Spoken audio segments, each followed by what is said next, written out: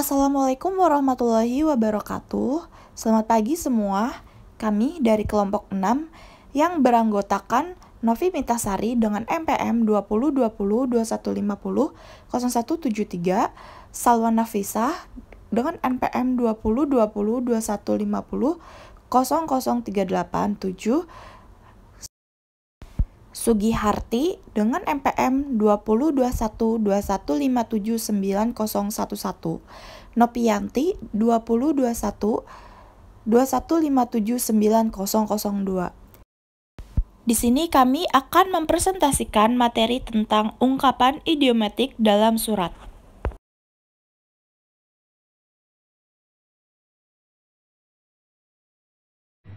Saya Nopianti, NPM 202121579002.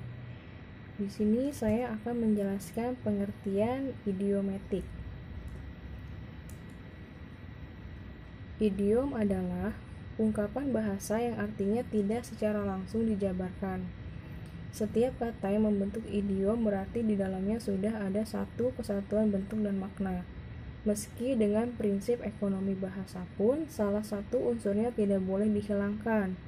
Sebagian besar idiom yang berupa kelompok kata, misalnya seperti gulung tikar, adu domba, dan muka tembok.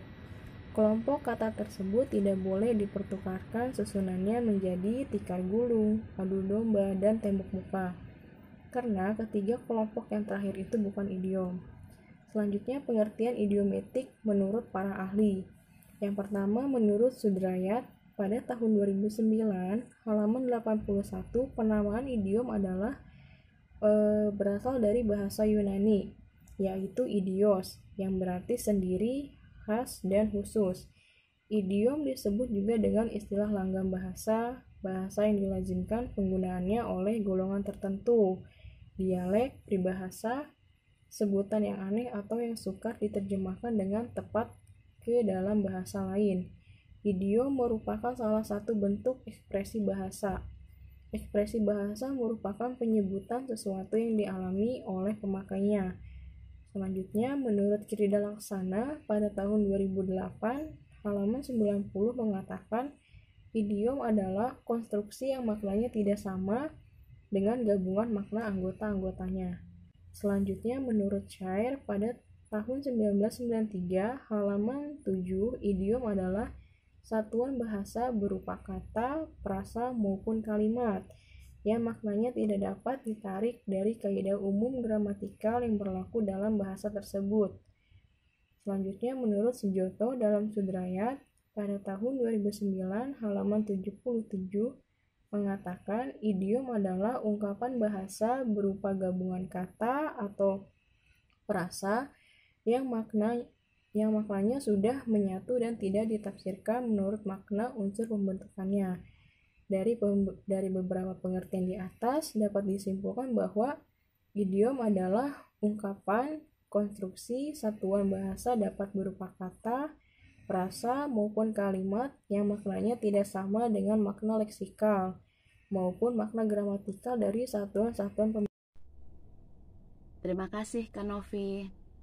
Memperkenalkan, nama saya Sugiharti, NPM 2021-2157-9011. Saya akan melanjutkan slide 6-9. Pengertian surat menurut para ahli. Menurut Hisham dalam Mustiyah, Hisham dalam Mustiyatri tahun 2015 halaman 10 adalah suatu sarana untuk menyampaikan informasi atau pertanyaan secara tertulis kepada pihak lain, baik itu atas nama sendiri ataupun atas nama jabatannya dalam organisasi. Sedangkan menurut Purwanto 2015 halaman 10, surat adalah sarana komunikasi yang digunakan untuk menyampaikan informasi tertulis oleh suatu pihak kepada pihak lain, baik yang berkaitan dengan kegiatan bisnis maupun non-bisnis. Menurut Finoza tahun 2010 halaman 3, secara umum surat adalah alat untuk menyampaikan suatu maksud secara tertulis, sedangkan Menurut Yatimah tahun 2013 halaman 123, surat adalah salah satu sarana komunikasi secara tertulis untuk menyampaikan informasi dari satu pihak, orang instansi atau orang organisasi kepada pihak lain. Orang instansi atau organisasi, informasi dalam surat dapat berupa pemberitahuan, pernyataan, permintaan, laporan pemikiran, sanggahan, dan sebagainya. Menurut Mariska tahun 2015 halaman 2 berpendapat bahwa surat adalah alat komunikasi tertulis untuk menyampaikan pesan kepada pihak lain yang memiliki persyaratan khusus, yaitu penggunaan kode dan notasi, lampiran dan perihal, penggunaan kertas, penggunaan model dan bentuk, pemakaian bahasa yang khas, serta pencantuman tanda tangan. Berdasarkan pengertian di atas, dapat disimpulkan bahwa surat adalah suatu sarana komunikasi tertulis yang digunakan untuk menyampaikan informasi suatu berita dari satu pihak ke pihak lain dengan memiliki suatu maksud atau isi yang terdapat pada surat, baik itu berupa pemberitahuan, kerjasama, dan lain sebagainya. Fungsi surat. Menurut Yatimah tahun 2013 halaman 122, surat memiliki beberapa fungsi. Secara umum, fungsi surat adalah sebagai alat komunikasi tertulis untuk menyampaikan pesan atau informasi. Akan tetapi, secara khusus fungsi surat adalah sebagai berikut. Duta atau wakil penulis untuk berhadapan dengan lawan bicara. Karena itu, isi surat merupakan gambaran mentalitas pengirim. Yang kedua itu alat pengingat atau berpikir, karena surat dapat diarsipkan dan dapat dilihat lagi jika diperlukan.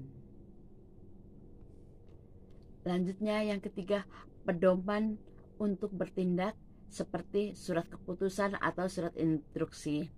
Yang keempat, dokumen untuk bertindak seperti surat keputusan atau surat instruksi. Yang kelima, bukti tertulis yang otentik, terutama surat-surat perjanjian. Yang keenam, dokumen historis sejarah, misalnya surat-surat perubahan dan perkembangan, surat instansi, yuridis, dan administratif. Yang ketujuh, alat untuk menjamin keamanan, misalnya surat keterangan jalan. Demikianlah dari saya, Sugiharti, dan lanjutkan slide berikutnya oleh Kasalwa. Materi selanjutnya yaitu tujuan surat. Tujuan dari penulisan surat adalah sebagai sarana komunikasi atau pemberian informasi yang disampaikan oleh pembuat surat kepada penerima surat. Tujuan penulisannya tentu menyampaikan maksud yang diberikan dari pihak pengirim ke penerima atau sebagai bentuk hubungan kerja antara suatu perusahaan. Selanjutnya, ungkapan idiomatik dalam surat. Ungkapan idiomatik adalah konstruksi yang khas pada suatu bahasa yang salah satu unsurnya tidak dapat diganti atau dihilangkan. Ungkapan idiomatik adalah kata yang mempunyai sifat idiom yang tidak terkena kaidah ekonomi bahasa. Ungkapan idiomatik merupakan ungkapan yang terdiri dari atas 2 atau 3 kata yang dapat memperkuat diksi di dalam tulisan. Beberapa contoh pemakaian idiomatik. Menteri Dalam Negeri bertemu Presiden SBY itu salah, yang benar yaitu Menteri Dalam Negeri bertemu dengan Presiden SBY, itu yang benar. Jadi ungkapan idiomatik yang benar yaitu memakai kata bertemu dengan. Di samping itu ada beberapa kata yang berbentuk seperti sehubung dengan, berhubung dengan, sesuai dengan, bertepatan dengan, dan sejalan dengan. Di sini ada tabel contoh-contoh dan ungkapan idiomatik yang benar dan yang salah. Kesalahan yang pertama dari kata terdiri. Yang benarnya itu terdiri dari atau terdiri atas. Kesalahan yang kedua, terdiri atas. Yang benarnya terdiri dari. Kesalahan yang ketiga, membicarakan tentang. Yang benarnya berbicara tentang. Kesalahan yang keempat tergantung kepada, yang benarnya bergantung kepada pengguna bahasa dalam surat. Pembicaraan kaidah dalam surat mencakupi pemulihan kata yang terdiri dari kata yang lazim, kata yang cermat, ungkapan idiomatik, ungkapan penghalang, ungkapan yang bersinonim. Untuk surat dipulihkan kata-kata yang memenuhi syarat baik, baku, lazim, atau cermat. Di samping itu, pemakaian ungkapan idiomatik, ungkapan penghubung, atau ungkapan yang bersinonim harus dituliskan dengan benar. Idiom adalah ungkapan bahasa yang artinya tidak secara langsung dijabarkan bentuk dan makna. Meski dengan prinsip ekonomi bahasa manapun, salah satu unsurnya tidak boleh dihilangkan. Misalnya, kelompok kata yang berupa gurung tikar, adu domba, muka tembok tidak boleh dipertukarkan susunannya menjadi tukar gulung, domba adu, tembok muka, karena ketiga kelompok terakhir bukanlah idiom. Ungkapan idiomatik adalah konstruksi yang khas yang salah satu unsurnya tidak dapat diganti atau dihilangkan.